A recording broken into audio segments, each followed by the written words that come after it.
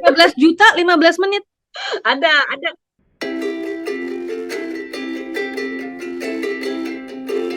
Tapi berarti sangat mungkin ya untuk jadi freelance interpreter itu. Sangat sangat sangat sangat mungkin. Hmm. Karena aku pun kalau aku beneran lanjut nih ya, aku niatnya jadi freelance karena tujuannya ya mengisi waktu sambil nyari kenalan, koneksi, ya sambil nambah uang juga. Tapi kalau bisa fleksibel ya akan jauh lebih menarik. Terutama untuk perempuan, apalagi yang sudah berumah tangga, Ya, punya anak, pasti butuh fleksibilitas yang lebih tinggi itu akan lebih bagus untuk keluarganya gitu. ya, betul.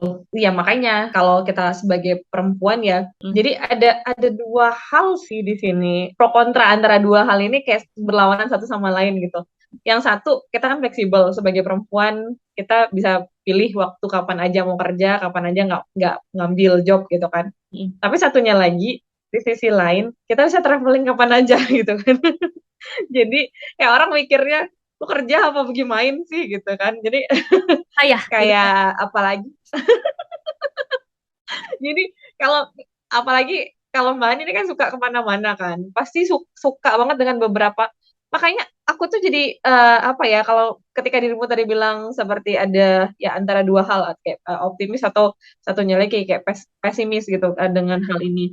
Karena ada beberapa job di lapangan tuh yang ngambil tuh bakalan cuma cowok-cowok aja gitu. Hmm. Kayak misalnya pergi kayak ke pedalaman gitu kan, kayak kemana gitu nemenin tim researcher kan banyak tuh tim researcher misalnya kayak Kalimantan apa segala macam itu kan benar-benar kayak apa ya survival di daerah tersebut kan tidak semua orang ya mau gitu apalagi Hmm. dengan kondisi kayak kita perempuan males banget kita harus survive untuk tidur di tenda lah segala macam lah gitu kan jadi itu ada beberapa job yang juga seperti itu Malah seru pribadi ya. Kalau aku yang ngelihatnya paling seru ya.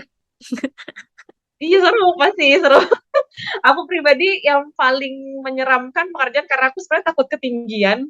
Yang Hmm. paling menyeramkan tapi ya alhamdulillah dijalanin juga karena memang ya karena pekerjaan yang disukai tapi resikonya terpaksa diambil juga gitu kan. Jadi itu pas naik keren pertama kali gitu. Jadi keren kan kalau kita naik, kalau keren di Indonesia kan nggak kayak keren di luar ya, keren di luar kan ada liftnya. Keren di Hmm. Indonesia kan emang naik gitu.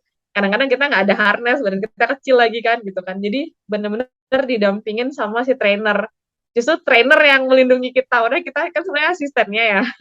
Trainer tuh bener-bener kayak hati-hati ya naiknya. Kalau misalnya naik, kamu di depan saya. Kalau turun, kamu di belakang saya. Kayak gitu. Jadi bener-bener serem sampai 25 meter. Nanti sampai di atas, di kabinnya itu juga muter-muter. Dan itu sebenarnya menyeramkan. Ya, tapi untuk di sisi lain tuh seru gitu. Jadi makanya interpreter ini sebenarnya profesinya cukup beragam, cuma nggak tercapture aja oleh beberapa orang. Yang makanya tadi kesannya kok orangnya ngambil itu lagi ya gitu. Karena dia mengcapture beberapa peluang tersebut gitu. Karena interpreter itu sebenarnya kan ada tiga, ada yang whisper, ada yang conference, Hmm. ada yang community. Community itu sama-sama kayak simultan, kayak sorry, sama kayak konsekutif biasa. Kalau konsekutif kan biasanya kita berdiri sebelah pemateri, tapi kalau yang community itu biasanya kita mendampingi mereka ke lapangan gitu. Jadi emang pergi apa ya, kayak kunjungan gitu. Nah, sama kayak tadi juga kayak misalnya sama researcher tadi gitu. Nah, makanya kadang-kadang terlihat kerjaan interpreter ini kok kayaknya kita bersaing untuk mendapatkan pekerjaan yang di daerah conference gitu. Hmm. Padahal interpreter tuh banyak banget gitu. Hmm. Dan ya kalau misalnya kayak Mbak Hani punya koneksi banyak nih, pasti mereka akan selalu nyari interpreter gitu. Pokoknya di daerah ditanyain terus sih, thank God gitu ya. Cuma kadang-kadang waktunya nggak cocok dan segala macam, kadang-kadang juga nggak diambil gitu kan. Let me guess, kalau Nah, whisper interpreter itu berarti yang ngomongnya di earphone itu. oh itu yang justru simultan, itu yang conference. Bukan. Yang whisper itu kita tuh cuma kayak kita bisik-bisikin dia doang. Jadi kita kayak nggak boleh berbagi terjemahan sama orang. Misalnya nih, dirimu Hah? di hire sama atasan. Misalnya bukan kerja di kantor ya, tapi Hmm. kerja sama atasan itu di hire sebagai interpreter gitu, sebagai whisper interpreter. Kita itu cuma kayak ngebisik-bisikin dia doang selama acara. Dia ngomong ini nih, ngomong ini gitu. Dan biasanya mereka akan bilang, udah nggak apa-apa, nggak diterjemahin lagi nggak apa-apa. Jadi kita tuh kerjanya enak tapi kita tuh kayak asistennya dia selama acara kadang-kadang kita kayak note taking sedikit-sedikit doang gitu tapi kita juga bukan note taker ya Hmm. Tapi cuma kayak nanti kalau ditanya lagi ingat gak dia tadi ngomong apa gitu. Yang whisper ini biasanya mereka tuh benar-benar kayak confidential datangnya, dan dia Hmm. cuma sendiri atau berdua. Nah, habis itu dia tidak mau kehadirannya direcognize gitu. Hmm. Biasanya dia juga duduknya di pojokan gitu kan. Kita juga duduk sama dia di pojokan gitu. Gila, menarik banget ya. Iya, aku juga kebayangnya interpreter tuh ya cuman yang suka ngisi-ngisi acara di workshop, di conference doang. Tapi aku sampai tadi baru kepikiran, oh iya ya bisa yang sampai ke lapangan, sampai ke daerah-daerah yang eksotis gitu. Apalagi tempat yang aneh-aneh selain ruang meeting. Itu kalau yang kemarin ya ada temen kemarin itu kayak ke daerah Amerika, Ecuador atau kemana ya. Daerah itu cuma bisa dicapai sama heli gitu kan, untuk lihat tribes yang ada di situ gitu. Jadi ya kayak gitu deh. Oh, aduh. Jadi kan, dan ini tuh nggak akan banyak yang mengambil proyek-proyek seperti ini. Dan satu lagi sih, kenapa tadi itu kesannya orangnya itu juga, karena juga ada beberapa interpreter terlebih nih ketika sudah setelah terjadinya pandemi kan, kita semakin apa ya, semakin mudah untuk merequest interpreter karena mereka online gitu kan. Dan bahkan beberapa interpreter yang ada selama pandemi itu tinggalnya nggak di Indonesia gitu. Bahkan tinggalnya itu dengan gap US itu loh, dengan jet lag US itu. Aku pernah tandem sama interpreter yang ada di US. Aku di Boleh Padang, nggak? beliau di US. Emang Boleh, boleh? boleh, tidak ada masalah. Oh, soalnya kan Boleh.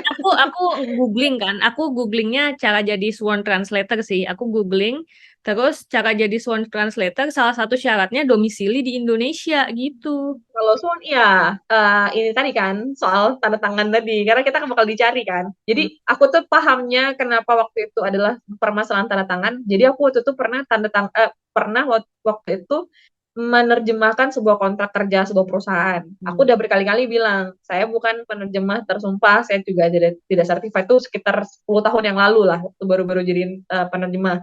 Jadi dia maksa banget, pokoknya intinya itu dia mau nyetor itu dokumen ke atasannya. Nah, ternyata yang dia butuhkan itu adalah nama lengkap aku sama nomor handphone. In case kalau kenapa-napa, aku yang dicari gitu sebenarnya.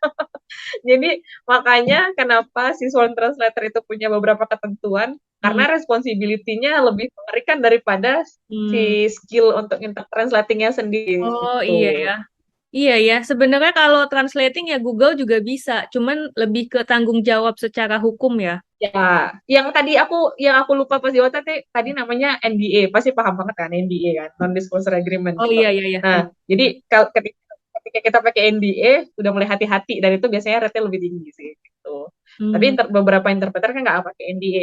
Yang di NDA kan itu adalah si agensinya gitu. Macam-macam sih caranya. Kalau misalnya ada nggak kasus-kasus one translator yang kena kasus hukum tuh biasanya apa? Aku belum pernah dengar sih kalau yang sworn translator kena kasus hukum. Tapi yang aku ketahui, mohon maaf, sungkem sama para sworn translator atau lain-lainnya. Yang aku tahu ada beberapa itu seperti dia menggunakan tanda tangan ataupun stempel yang bukan punya dia gitu. Alias kan itu punya, entah itu punya siapa gitu kan. Karena memang sworn translator sudah tidak ada lagi gitu. Jadi dia pun kalau misalnya dia mau tes lagi pun mungkin sulit ya. Ya sebenarnya ada, kalau dia berupa agensi sih rasanya itu tanda tangan selagi masih diketahui oleh orangnya yang memiliki si cap basah ini, itu Hmm. nggak masalah. Yang berbahaya itu dia pakai cap itu tapi orang udah nggak ada gitu. Itu Hmm. kalau nggak salah mungkin ada ya, mungkin kasusnya gitu. Itu sih yang agak mengerikan gitu. Jadi kita minta pertanggungjawabannya sama siapa gitu, itu sih. Tapi kalau misalnya untuk permasalahan untuk responsibility ataupun permasalahan kayak hasil terjemahannya biasanya sih oke-oke aja. Cuma kan responsibility-nya ini benar nggak sih orang yang benar yang memegang capnya ataupun tanda tangannya gitu. Ini aku jadi pengen balik lagi ke Swan Translator karena aku tertarik jadi Swan Translator.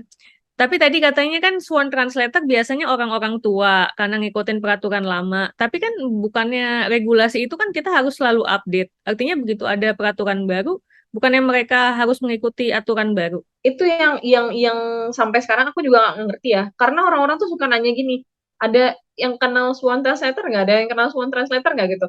Padahal udah berkali-kali disampaikan sampaikan bahwasanya certified translator HPI juga bisa gitu. Dan bahkan sekarang kan ada yang jadi sih, aku nggak terlalu update kalau yang ini ya, SK Kemenkumham untuk untuk translator yang memang mereka certified itu ada katanya gitu.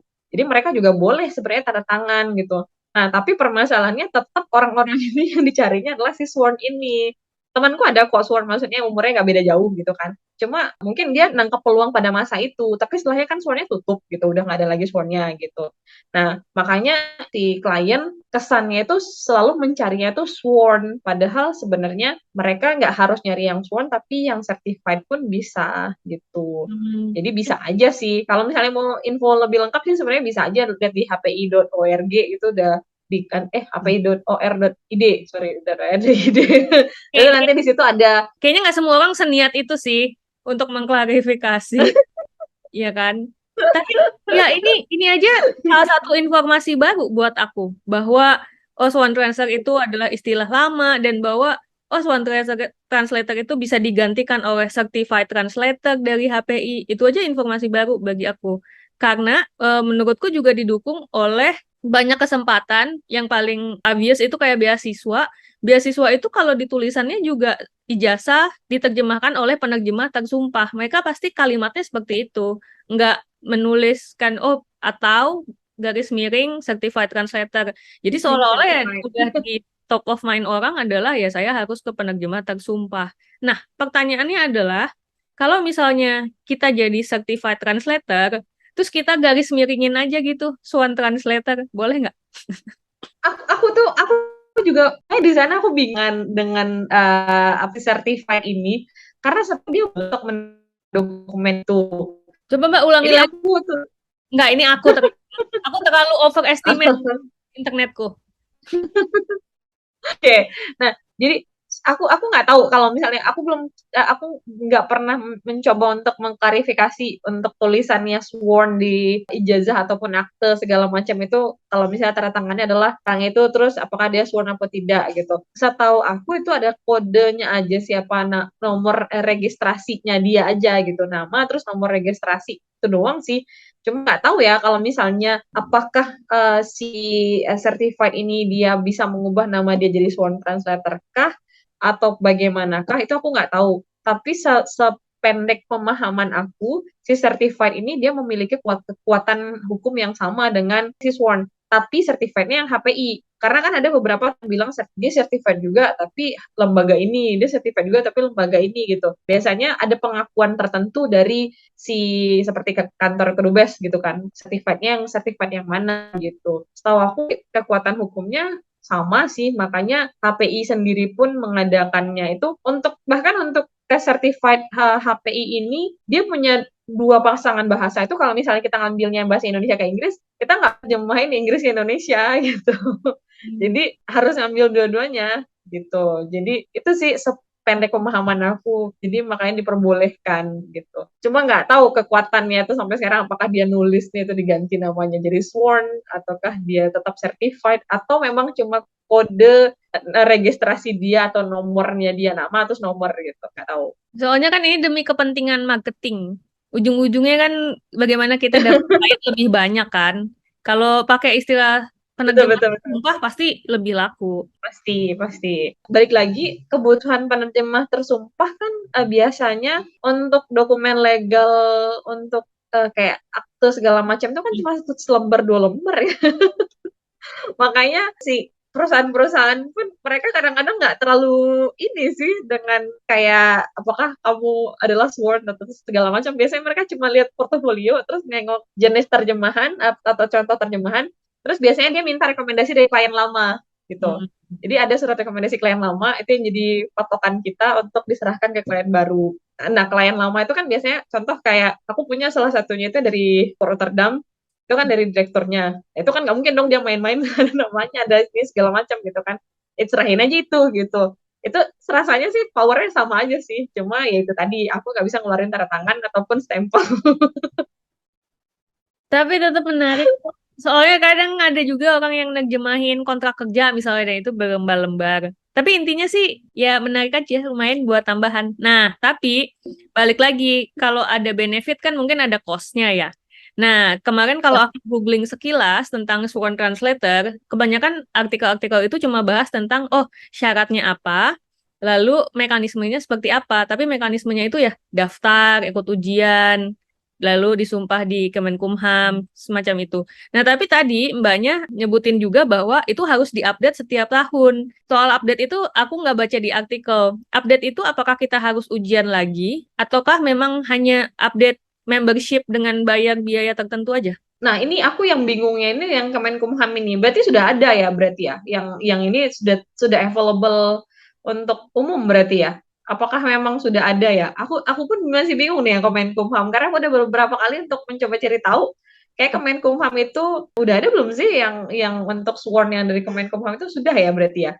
Atau memang sudah ada kali ya? Ya aku tahu karena sebagai penerjemah biasanya kan yang ngeluarin HPI itu yang HPI itu biasanya sertifikatnya itu berlakunya setahun apa 2 tahun gitu, dan itu harus di renew, emang ujian lagi gitu, diujiankan lagi, namanya tes TSN sih, nggak tahu kalau sekarang namanya apa, kalau biasanya namanya TSN, tahun ini buka lagi kalau nggak salah di beberapa bulan ini.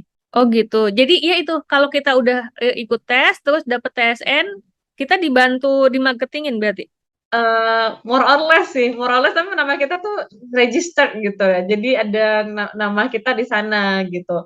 Nah, si HP ini di webnya itu akan ketahuan. Misalnya Mbak Ani, misalnya backgroundnya apa nih? Misalnya anggaplah kayak pertanian, pertanian nanti ada ilmu apa di bawahnya si pertanian ini, atau mau ngambil 3 bidang ilmu misalnya. Terus ada beberapa itu di dalam sana itu, di dalam web itu, karena kita member dan kita juga certified, itu nama kita tuh lebih diprioritaskan untuk akan muncul di webnya ketika orang nyari penerjemah.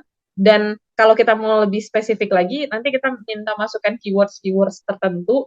Jadi ketika orang nyari keywords-nya, jadi ya udah nama kita berarti yang keluar gitu. Jadi more or less membantu sih. Why aren't you interested in becoming a certified? Yang pertama karena jadi ceritanya di 2019 kan aku masih bolak-balik Jakarta. Awal aku bolak-balik Jakarta itu 2017 akhir. Jadi bolak-balik Padang Jakarta itu udah berencana tuh mau tes gitu kan. Jadi tes tuh kok nggak salah buka di 2014, jadi belum sempat-sempat. Jadi masih bolak-balik. Nah di 2019 sudah niat banget. Di 2020 awal kan pandemi kan. Aku sekarang nggak balik-balik gitu. That's one of the reason ya. Bukan reason sih, excuse sih, lebih ke excuse. Jadi belum balik-balik gitu. Itu salah satunya. Tapi so far, alhamdulillah sih yang namanya project ini karena memang ada beberapa relasi.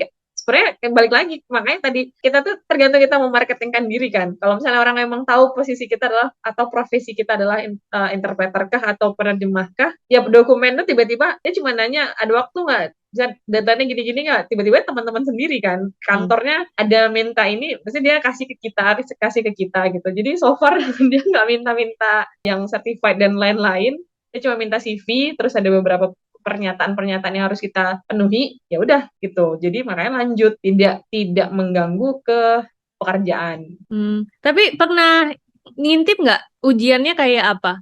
Dan kira-kira sesusah apa sih? Ibaratnya kalau kita IELTS, itu kira-kira IELTS-nya harus nilai berapa, TOEFL-nya harus berapa gitu. Nah, kalau untuk soal ujiannya nggak pernah ngintip, maksudnya nggak pernah tahu seperti apa. Tapi yang mereka lakukan itu, kalau misalnya bisa kita bilang betapa susahnya itu ujiannya disuruh bawa kamus dan kita tidak boleh terkoneksi dengan internet. Gitu. Jadi ibarat itu kayak pemilihan kata kita sebagai kita adalah penerjemah, kan ada beberapa kata yang memang dia memang benar-benar menguji kita kan sebagai penerjemah gitu loh. Jadi kayak bahasa kita memang sudah sesuai dengan konteks itu, terlepas dari pertama emang si artinya sendiri, yang kedua lah pemilihan katanya gitu. Nah dari sih biasanya dia akan ngasih nilai, dan itu susah di KI IELTS sih kalau menurut aku ya. Saya harus 8,5 ya. 8,5 gitu. Mungkin seperti itu. Saking susahnya gitu. Jadi even kita kan udah dikasih dokumen belum tentu dengan kamus yang ada gitu. Karena emang knowledge-nya yang diuji di situ sama pemilihan kata. Kalau mbaknya sendiri, itu biasanya nerjemahin Indonesia-Inggris, Inggris-Indonesia, atau dua-duanya? Dua-duanya. Jarang sih kalau yang kayak tadi, makanya aku agak surprise ya waktu yang tadi bilang itu interpreternya itu adalah satunya dari Inggris Indonesia, satunya lagi Indonesia Inggris. Karena gini, dalam case misalnya kita conference bahwasannya itu orang ngomongnya Inggris terus gimana gitu. Yang pematerinya ngomongnya Inggris terus gimana. Kan nggak mungkin ya si penerjemahnya Inggris terus yang ngomong, terus yang Indonesia terus yang ngomong, yang satunya lagi nggak ngapa-ngapain gitu. Justru kita tuh punya kesepakatan sendiri dengan si sesama tandeman kita.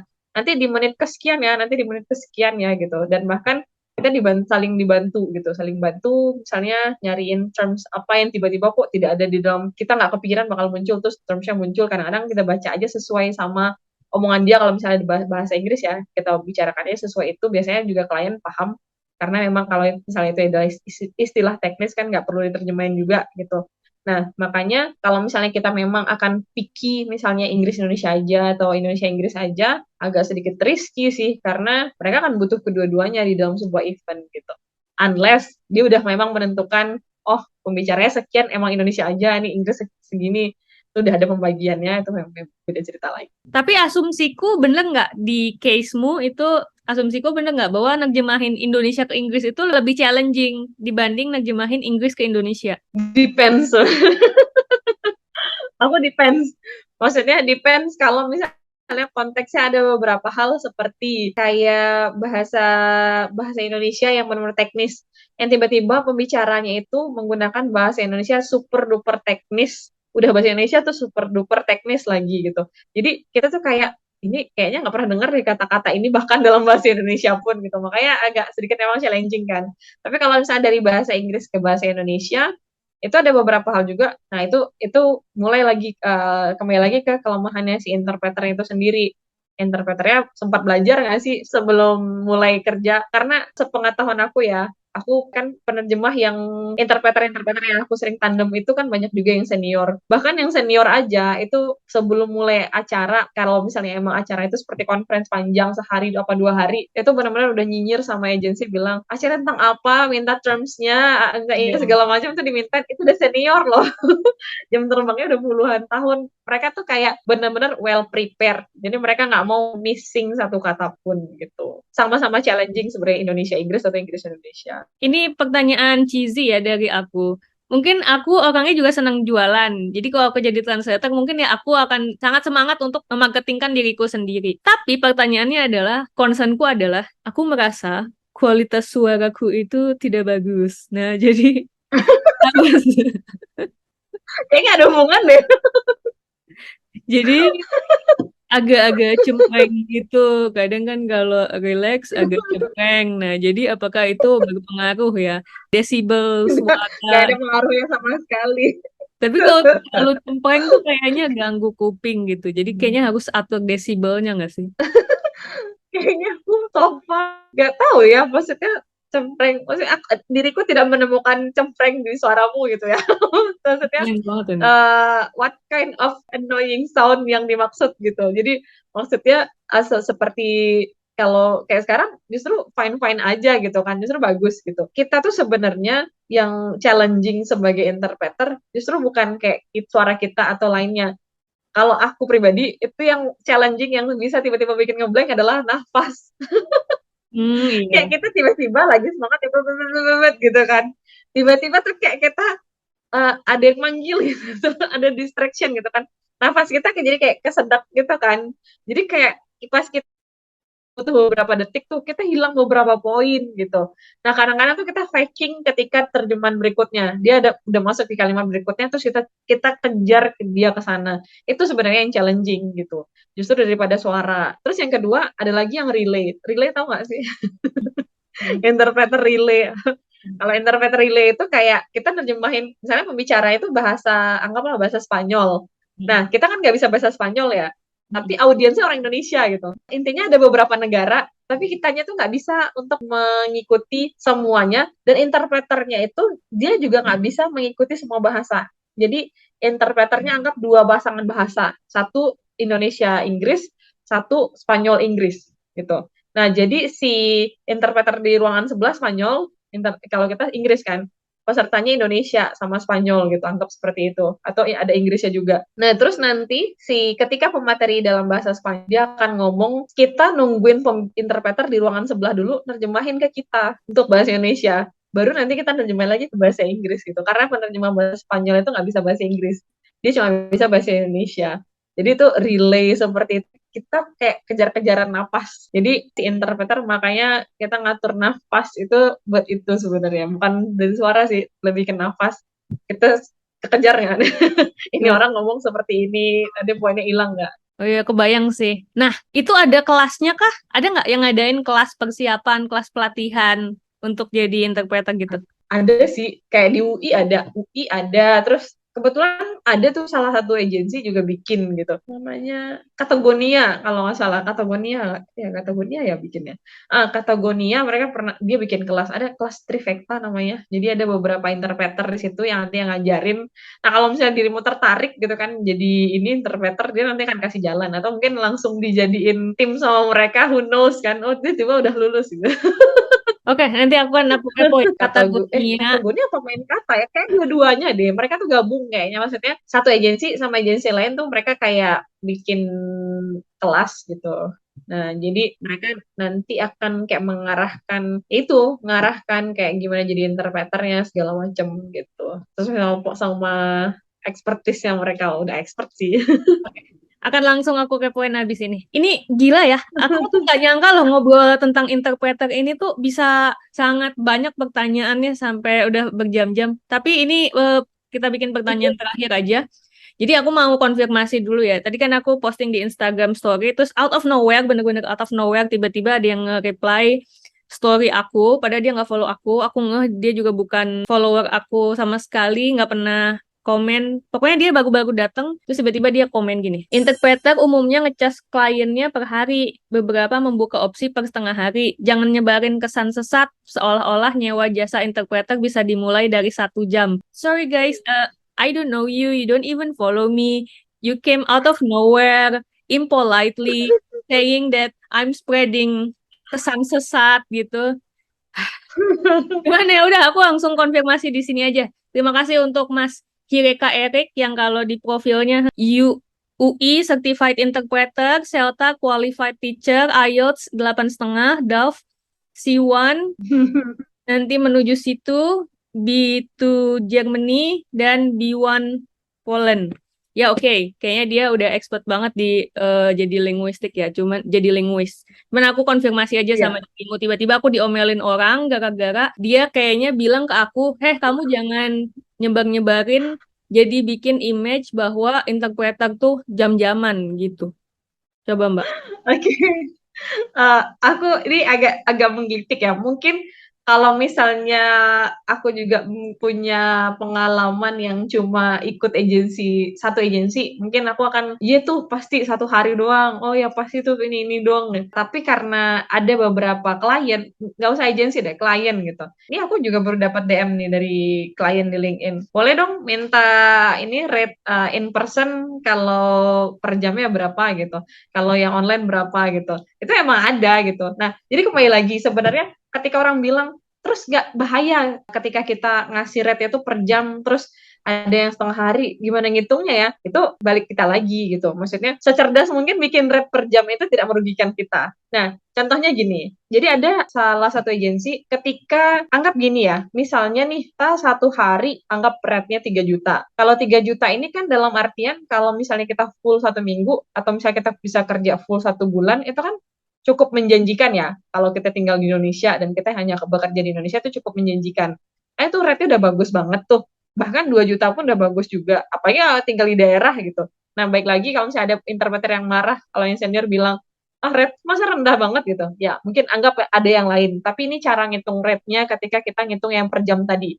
Anggap rate-nya adalah 3 juta per hari. Nah, sekarang kita akan memikirkan yang namanya resiko dari sebuah pekerjaan. Ketika kita ngambil sebuah pekerjaan yang offline, tentu kalau misalnya kayak di Jakarta, itu nggak akan bisa ngambil 2 job 1 hari. Karena kita udah habis waktu di jalan. Kalau misalnya ada jam kerja itu setengah hari sampai jam 12, terus tiba-tiba ada lagi yang satunya lagi setengah hari juga habis makan siang. Kita belum tentu akan keburu ke tempat satunya lagi. berarti kita jangan kasih rate ini, kasih rate-nya lebih tinggi gitu. Bahkan yang rate setengah hari pun kasih aja rate 1 hari ini. Nah, itu pertama. Terus yang kedua, ketika kita ngitung rate-nya per jam, itu ada beberapa agensi, kalau misalnya kita hitung rate-nya satu jam itu adalah 1 juta misal. Sedangkan kalau hitungan rate per hari tadi kan 3 juta. 3 juta kalau kita kerja dalam 1 hari itu memang benar-benar full, itu bisa 6 sampai 8 jam. Kan cukup murah ya. Kalau dihitung 3 juta, 3 bagi 8 itu kan sekitar 3 bagi 6 aja 500 gitu. Jadi cuma segitu kan, cuma 400 500-an lah gitu kan. Kalau misalnya jam kerja kita segitu, cuma 400.000 1 jam, kan cukup rendah. Nah, baik lagi, kita itu ngasih rate-nya jangan yang 400 ini. Kita kan punya resiko, oh ketika saya ngambil project Anda dengan dalam range waktu tertentu, saya bakal kehilangan project juga siangnya. Berarti saya akan ngecas Anda segini, segini, segini. Nah, kalau misalnya kita rate kita 1 hari 3 juta, jadi 1 jam kita casnya 1 juta misalnya. Nah, kalau misalnya kita punya rate 1 juta nih, sedangkan rate kita kasih ke dia 3 juta 1 hari. Jangan dikasih invoice ke dia itu 8 jam. Gitu maksudnya. Jadi ketika rate 1 jam 1 juta, ketika 8 jam itu jangan dibalikin, jangan jadikan 8 jam. Jadi jadikan 1 hari. Makanya ada perjanjian dengan agensi ketika misal nih, oh rate-nya 1 jam itu 1 juta. Berarti 3 jam pertama itu casnya per hour. Tapi ketika kerja kita adalah 4 jam, itu rate-nya balik lagi ke per half day. Nah, ketika kerjanya itu 5 jam, itu masih hitungannya ada beberapa yang masih menghitung half day, ada yang sudah menghitung full day. Nah, ada juga agensi yang menghitung full day itu di 6 jam. Oh, berarti rate saya nggak cocok dong ketika saya pasang 1 juta itu per jam di 3 juta 1 hari. Berarti saya naikin. Makanya hitung-hitungan itu harus jelas dari awal gitu. Jangan sampai agensi itu kayak bingung, nih rate orang ini gimana sih? Kok tinggi banget masih 1 jamnya? Oh, kok rendah banget di 1 jamnya?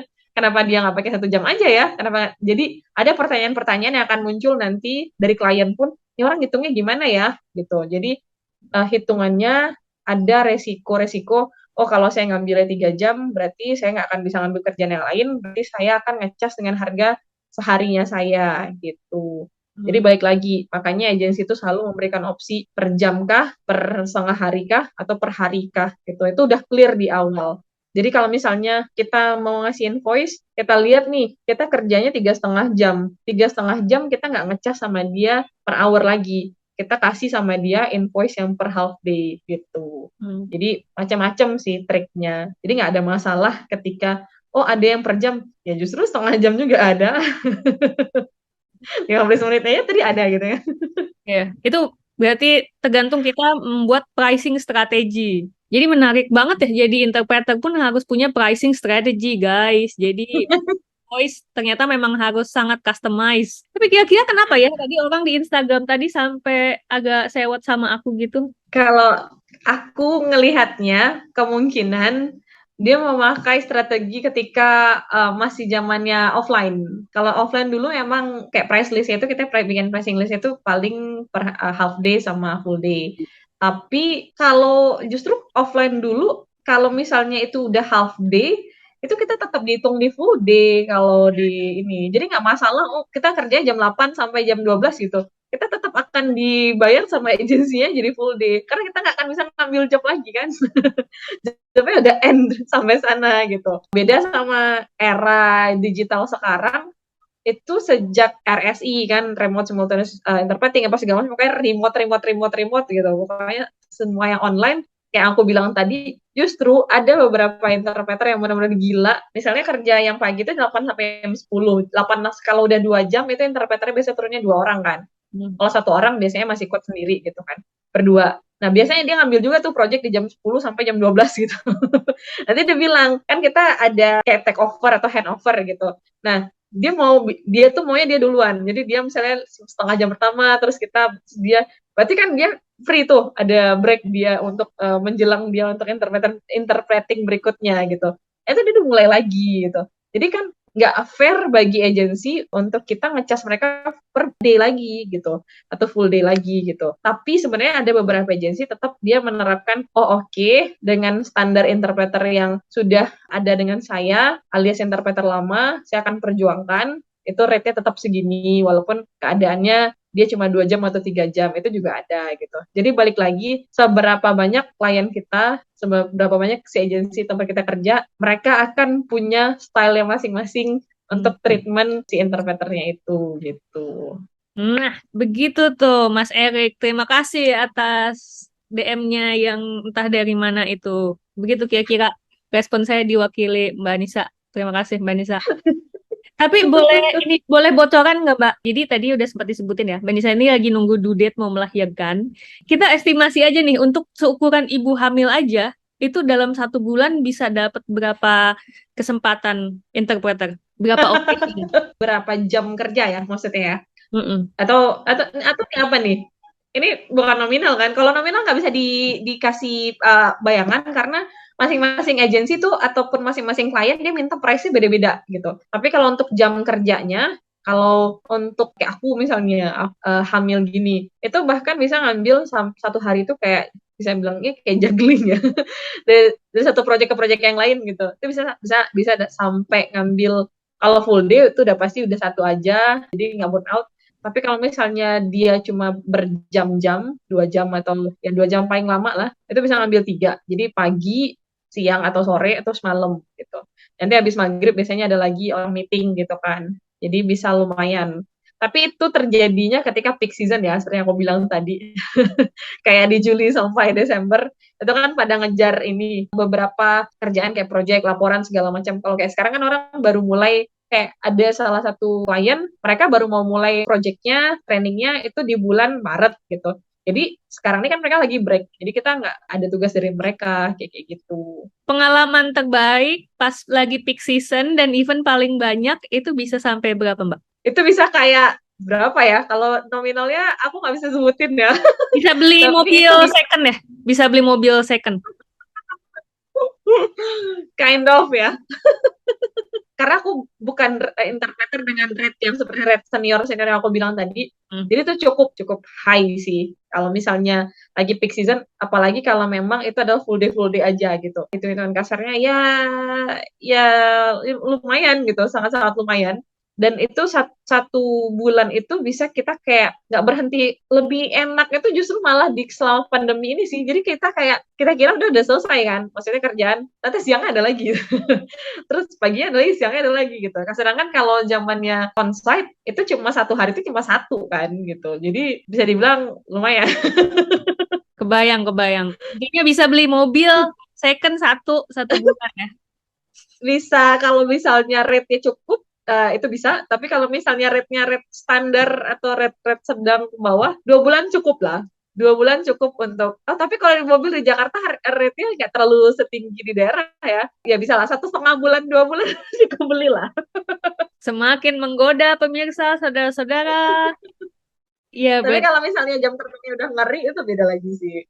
wah, gila, lebih ngeri lagi. Semoga rezekinya makin banyak demi buah Amin, hati yang amin. sebentar lagi mau lahir. Ya, semoga lahir dengan selamat. Terima kasih Mbak Nisa. Tapi untuk sebagai penutup nih, karena aku yakin kan speakingmu bagus banget nih. Coba tolong di wrap up semuanya dan di closing sesi ini dengan English speakingmu yang amazing itu. Monggo Mbak.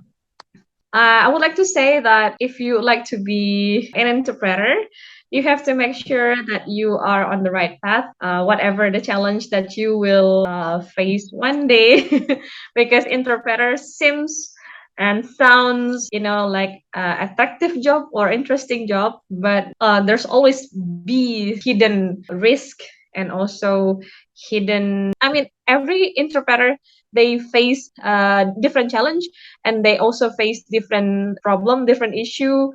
So that's why before you become an interpreter, you have to make sure that are you on the right path or are you on the right decision or in taking this. But if you found that one day, okay, I got a trouble or I got a problem, don't stop because that's the part of the journey, because nobody's perfect in doing their career. That's the thing that you can tell to everyone when they want to be like the interpreter like you one day. You can tell them which one that they have to do and which one they have to avoid. Just make sure that any challenge that you face, you know how to overcome. But if you feel that you need to stop, do not quit. You can stop, but do not quit. You can try to find like alternative during your working period, because interpreter is not like stable job.